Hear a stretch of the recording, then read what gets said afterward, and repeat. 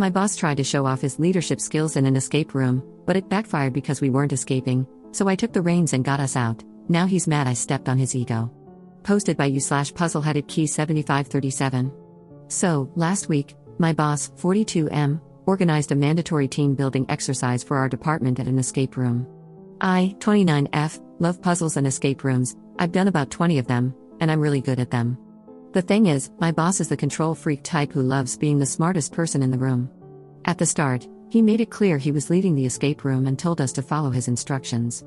Fine, but the thing is, he wasn't exactly great at it.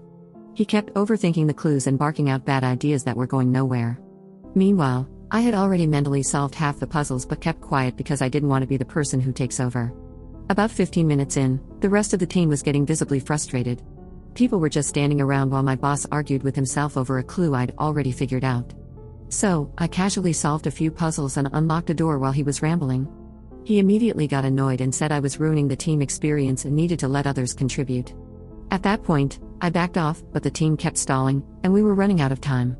Finally, with only 10 minutes left, I couldn't take it anymore and solved the last major puzzle, opening the exit door. We beat the room, but barely. Everyone cheered, except for my boss, who was clearly upset.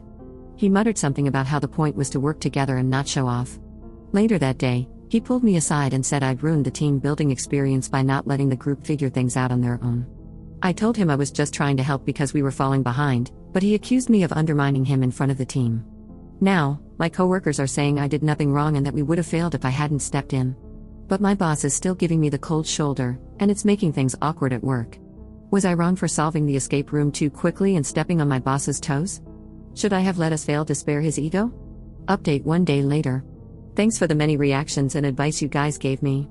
I wanted to give you all an update on the situation with my boss, who is the head of our department.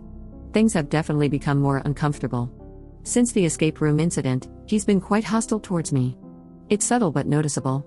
He's been cutting me off in meetings, refusing to acknowledge my contributions, and even giving me side tasks that seem beneath my role. What is even more concerning is that some of his comments have taken on a, in my opinion, sexist tone.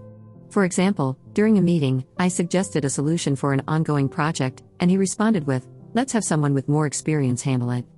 You wouldn't want to get your head wrapped around something too complex, he said it in a patronizing tone, making it clear he thinks I'm not capable. On another occasion, he joked that I probably only solved the escape room so quickly because I like puzzles as a girly hobby. It's becoming clear that this isn't just about the escape room, his behavior is getting more problematic. His actions seem to reflect deeper issues, possibly with how he views women in the workplace. I'm seriously considering reporting him to HR, but I want to make sure I document everything first, like you guys suggested. I don't want to quit my job just because my boss decided to bully me.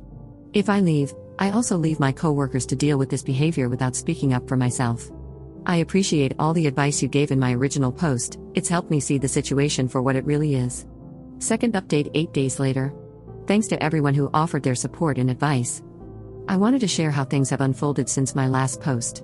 The situation with my boss has escalated further, and it's becoming impossible to ignore.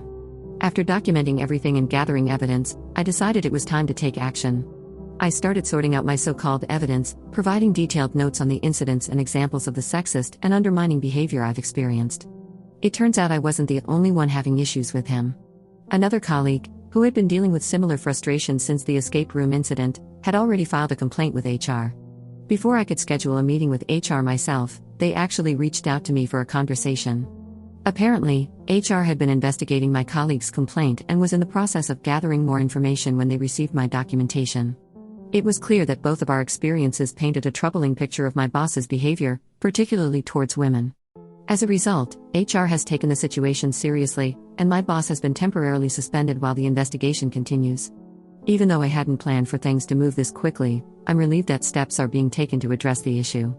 The office atmosphere has already improved noticeably, and while it's unfortunate that it took this much to make a change, I feel validated knowing that speaking up was the right choice. This experience has taught me the importance of standing up for myself, even when it's daunting. Thank you all again for your advice and support.